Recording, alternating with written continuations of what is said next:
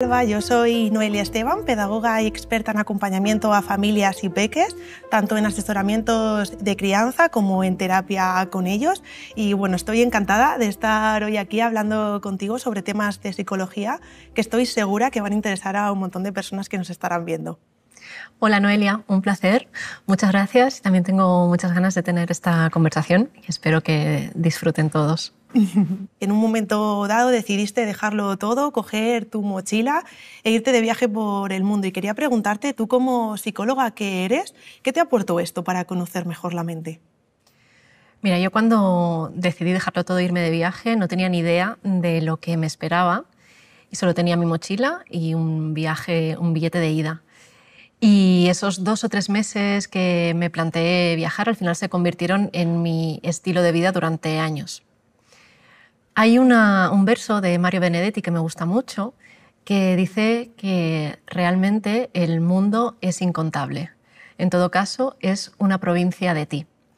Y me gusta porque realmente es muy difícil explicar el mundo en palabras, ¿no? Son olores, son sabores, son rostros de personas con marcas de todas sus experiencias y todas sus historias de vida. Y me empapé de eso mientras viajaba. Y lo curioso fue que yo tomé esa decisión mientras estaba trabajando. En ese momento era directora de un centro de neurorehabilitación donde atendíamos a personas con daño cerebral y personas mayores. Y a mí me encantan las personas mayores, creo que es la mayor fuente de sabiduría que tenemos y siempre he recurrido a ellas para hablar, para reflexionar, para hacerles preguntas. Y en esas conversaciones que tenía con ellas me di cuenta de que una de las cosas que tenían en común es que si se arrepentían de algo era de no haber intentado aquello que deseaban hacer. Y se arrepentían de ello mucho más que de aquello que sí habían intentado y a lo mejor se habían equivocado, no les había salido como ellos querían. Entonces eso fue lo que me empujó a tomar esta decisión y a salir a viajar. Y fue una de las mejores decisiones, tanto a nivel personal como profesional. Aprendí muchas cosas. Una de las más importantes es la gran capacidad que tiene la mente humana de adaptarse a la incertidumbre, a las rutinas nuevas o a no tener rutinas. Y había muchos días que no sabía dónde iba a dormir esa noche. Y me era difícil, ¿no?, adaptarme a esa incertidumbre, pero finalmente el cerebro se adapta. Y otra de las cosas es que cuando tienes un problema delante, la mente también sabe cómo buscar esas soluciones.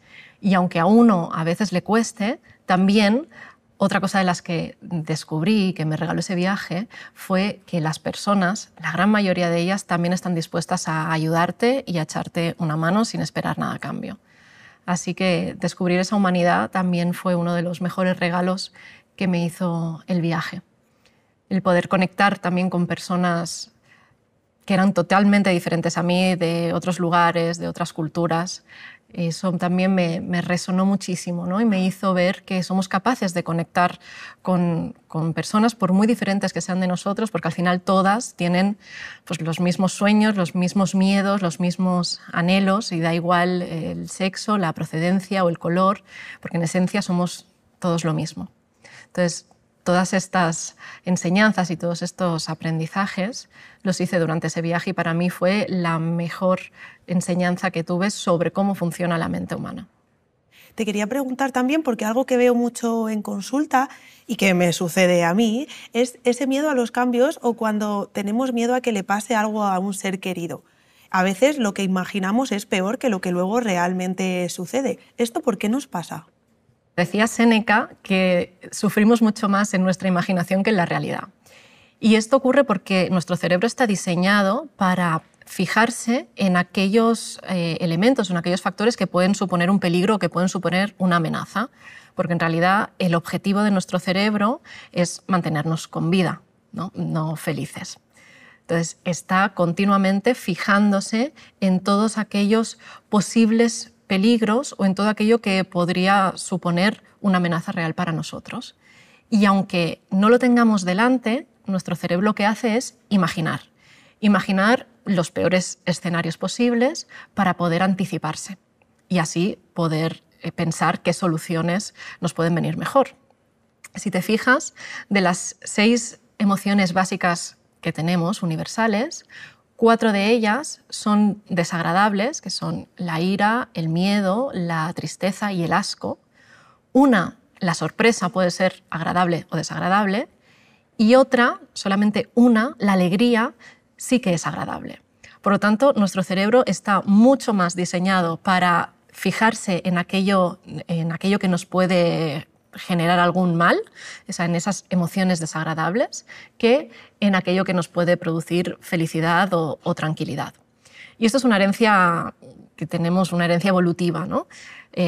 Hace miles y miles de años este sistema de afrontamiento era muy útil y nos ha permitido llegar hasta aquí ahora, ¿no? Porque si no fuera, por ejemplo, por el miedo, ni tú ni yo estaríamos aquí. El miedo es lo que evita que crucemos un paso de cebra cuando está en rojo o, por ejemplo, la emoción asco es una de las emociones también que nos impide morir intoxicados, ¿no? Uno cuando se levanta por la mañana y va a abrir la nevera, si tú no sabes muy bien cuánto tiempo hace que está ese cartón de leche ahí abierto, lo primero que haces es llevártelo a la nariz, ¿no? Para olerlo, y si ese olor te genera la emoción asco, es lo que va a hacer que vuelvas a dejar la leche o que la tires, pero que no te la tomes. Entonces, todas estas emociones que son desagradables es lo que nos ha permitido llegar hoy en día aquí donde estamos.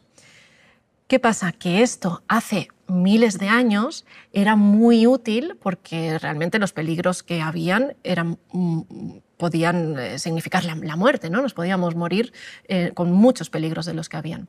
Pero a día de hoy estos peligros no son tantos. Por lo tanto, este sistema que tiene nuestro cerebro de anticiparse ya no nos es tan práctico. De hecho, hace 50.000 años que nuestro cerebro no está cambiando su forma de funcionar, ¿no? Hace 50.000 años que más o menos funciona de la misma manera.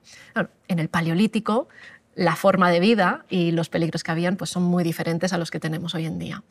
¿Qué pasa? Que si nosotros no aprendemos a redirigir un poco ese mecanismo de afrontamiento o esa manera de protegernos, hoy en día esas consecuencias que tiene este mecanismo nos perjudican más que ayudarnos a sobrevivir, ¿no?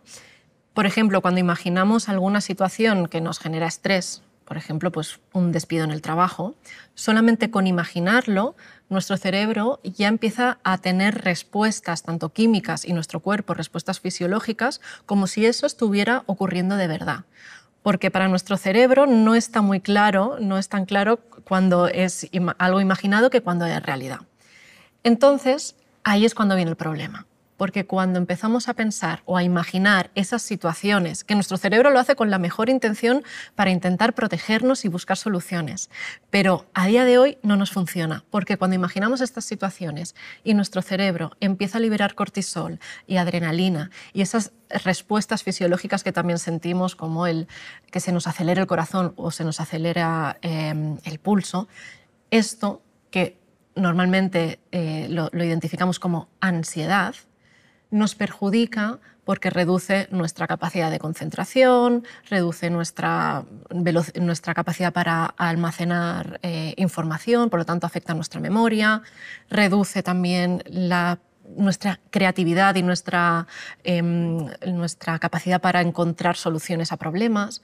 Por lo tanto, cuando ponemos en marcha este mecanismo que a lo largo de tantos años nos ha sido útil, a día de hoy lo que hace es reducir nuestras capacidades cognitivas para encontrar soluciones. Entonces, cuando detectamos que nuestra mente se está yendo al futuro o que está imaginando escenarios que nos están generando ese malestar o esa ansiedad o ese estrés, una de las cosas que podemos hacer es volver al aquí y a la hora.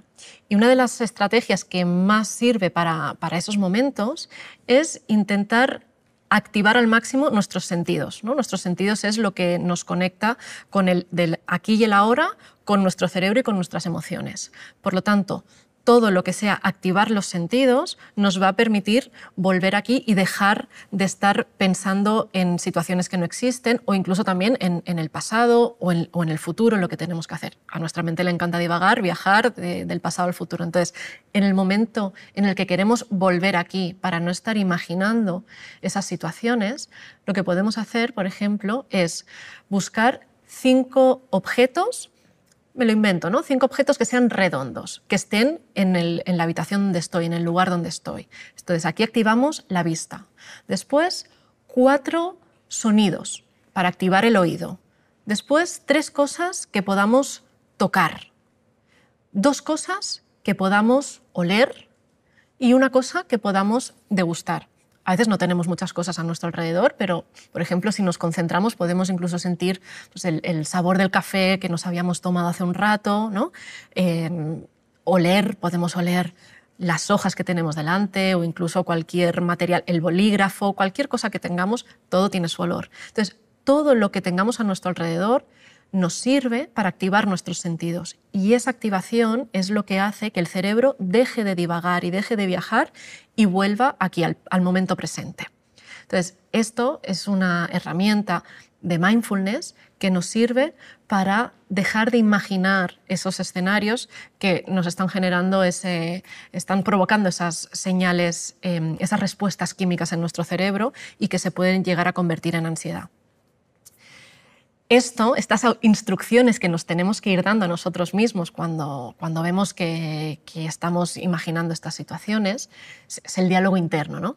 Y el diálogo interno tiene la capacidad también de divagar muchísimo. Por eso es importante que lo aprendamos a dirigir.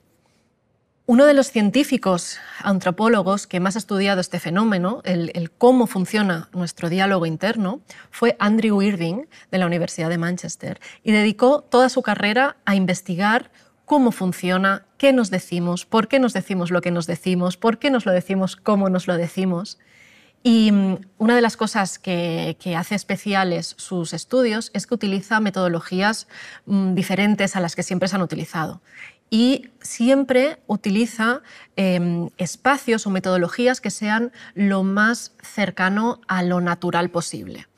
Y eso es lo que hace que se haya realmente acercado a cómo es el diálogo interno de todos nosotros, ¿no? No en un contexto de laboratorio, en unas condiciones que son artificiales, sino en nuestro día a día. Y lo que vio este doctor fue que nuestro diálogo va desde lo más reflexivo y de las preguntas más trascendentales que nos podemos hacer sobre la vida, sobre la muerte, sobre por qué estamos aquí, a cosas súper triviales. Por ejemplo, pues, ¿por qué este pantalón hoy me lo he puesto de color verde y no de otro color?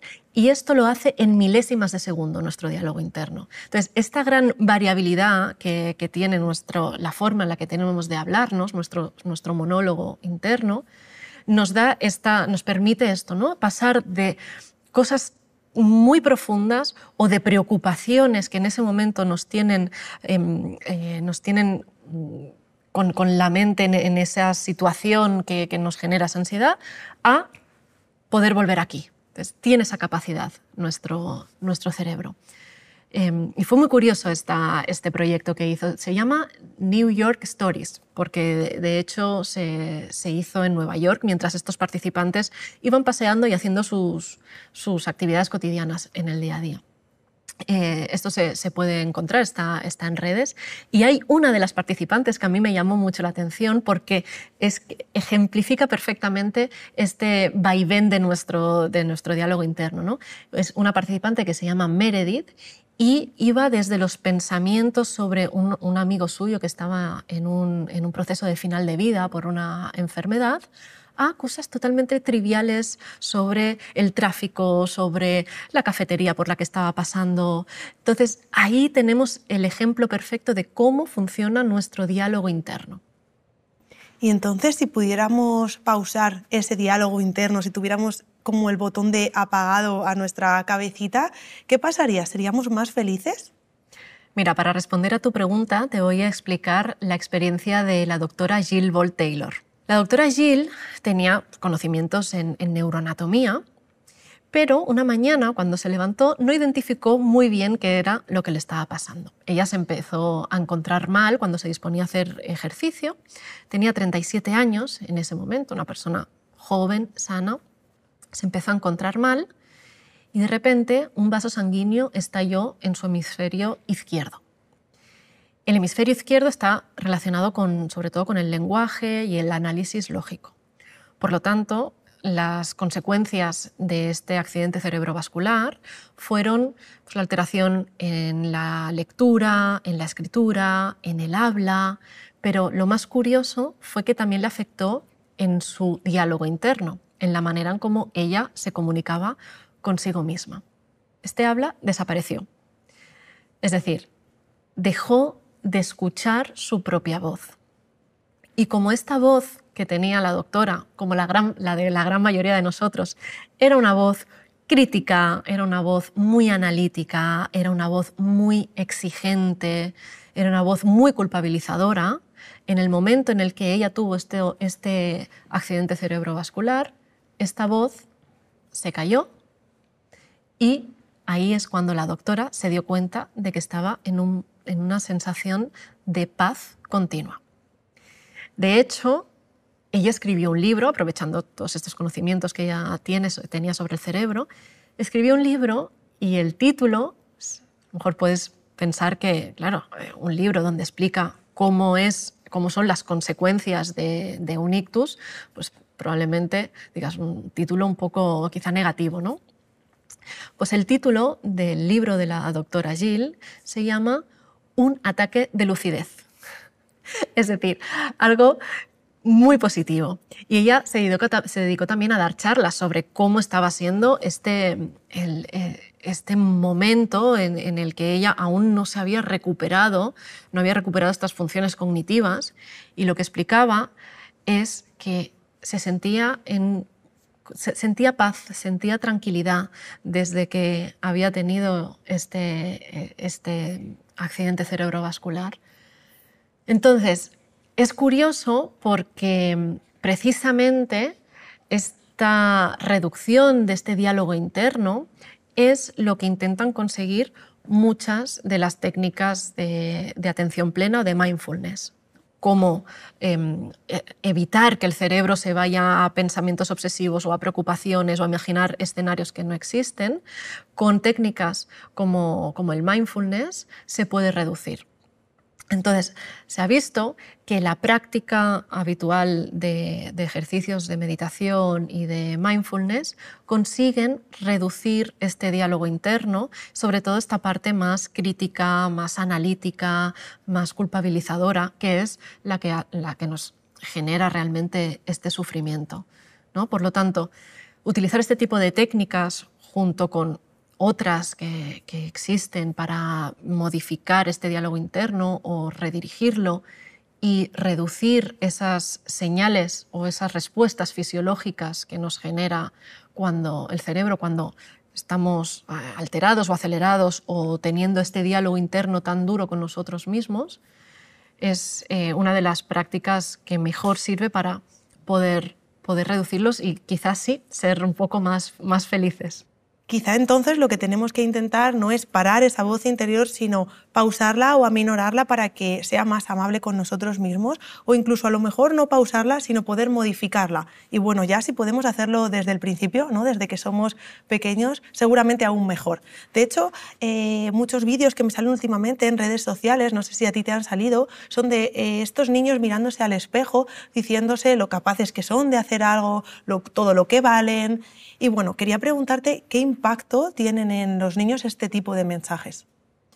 Efectivamente, como no podemos apagar ese diálogo interno, lo que sí podemos hacer es aprender a hacerlo de una forma que sea de una forma mucho más compasiva con nosotros mismos, más amable, más positiva y muchísimo mejor si esto empieza desde que somos pequeñitos. He visto este tipo de vídeos que me comentas y me parecen súper positivos, porque lo que nosotros le enseñamos a los niños y cómo les enseñamos a hablarse tanto a ellos mismos como a las demás personas tiene un efecto importantísimo y determinante en su salud mental, en su autoestima y lo va a tener a lo largo de toda su vida. Nosotros empezamos a hablar con nosotros mismos desde muy pequeñitos, pero antes de los 6 años lo hacemos de una forma externa, es decir, en voz alta, y a partir de los 6, 7 años, que es cuando empezamos a entender y aprender las normas sociales, empezamos a hacerlo más en silencio hasta que realmente se vuelve interno y solamente lo pensamos, no lo exteriorizamos. Este proceso es muy importante porque hoy en día sabemos que constituye una de las bases de las funciones cognitivas más complejas y evolucionadas que tiene el ser humano, que es el autocontrol y la gestión emocional. Hay algo que es importante que sepan los padres y madres sobre los niños pequeños, y es que en edades tempranas tienen una gran capacidad plástica en su cerebro. Esto significa, la neuroplasticidad es la capacidad que tienen nuestras neuronas de adaptarse al entorno, y esto lo que permite al final es el aprendizaje. Y esta supercapacidad que tienen los niños pequeños es una moneda con dos caras, ¿no? Por una parte, tienen esta facilidad para aprender cualquier cosa que a los adultos nos sería mucho más complejo. Por ejemplo, un niño aprende a hablar un idioma incluso solamente con escucharlo, ¿no? O sea que a los adultos nos cuesta muchísimo trabajo aprender un idioma nuevo. O, por ejemplo, a tocar un instrumento, ¿no? Esta facilidad que tienen los niños se debe a esta neuroplasticidad que tienen en esas edades, sobre todo en unas zonas que son encargadas del aprendizaje observacional. Estos son la corteza prefrontal y las neuronas espejo. Esto es un arma de doble filo, porque todo a lo que el niño esté expuesto lo puede aprender, tanto lo bueno como lo malo. Por lo tanto, no es únicamente importante enseñarle al niño o a la niña a hablarse bien a sí mismo delante del espejo o dándole mensajes positivos, sino que también es importante cómo nosotros, los adultos, nos comunicamos delante de ellos, ya sea con otras personas o con nosotros mismos. Es decir, una mamá o un papá que le dice a su hija o a su hijo que es fantástico tal y como es, que es maravillosa por ser como es, pero luego esta misma mamá o este mismo papá al mirarse al espejo dice «Uf, ay, qué gorda estoy, no me queda nada bien», o «qué arrugas», le están dando mensajes contradictorios. O sea, por un lado le están dando a ese niño o a su hijo o hija un mensaje muy positivo, pero el niño aprende también solamente con observar cómo su madre o su padre se relaciona consigo mismo o con otras personas. Entonces, la consigna aquí es lo que no te gustaría que tu hijo se dijera a sí mismo, no te lo digas a ti, o por lo menos delante de él. ¿Vale? Y tiene la misma importancia también cuando hablamos delante de los niños de otras personas.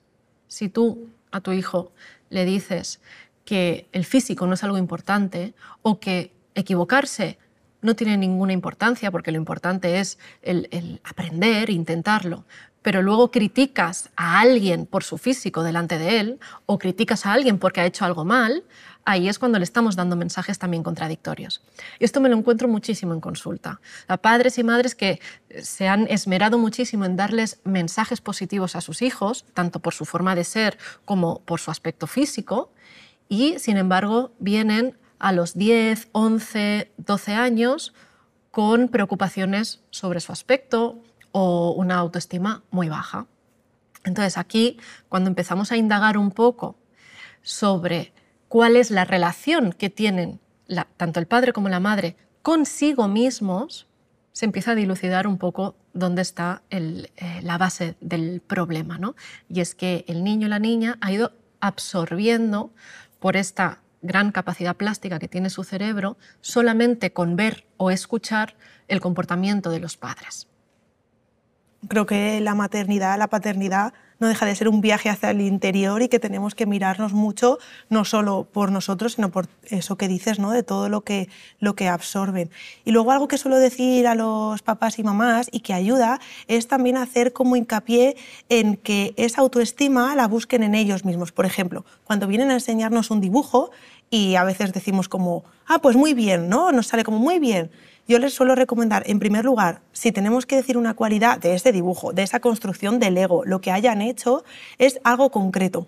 pues puede ser, wow, el otro día me decía una mamá, ya Noelia, no sé qué decirle porque me sale solo muy bien. Y le dije, bueno, qué verde has hecho tu dibujo. Dice, se giró y me dijo, gracias, mamá.